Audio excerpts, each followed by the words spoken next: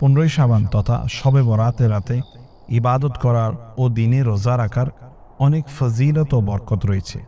প্রিয় নবী সাল্লাল্লাহু তাআলা আলাইহি ওয়া সাল্লাম 5টি রাত সম্পর্কে ইরশাদ করেন, এ রাতগুলোই দোয়া ফিরিয়ে দেওয়া হয় না। তার মধ্যে একটি হচ্ছে 15 শাবানের রাত, অর্থাৎ শবে বরাতের রাত। তাই নিয়ত করে নিন যে শবে বরাতের সারা রাত ইবাদতের মাধ্যমে অতিবাহিত করবেন এবং দিনে রোজা রাখবেন।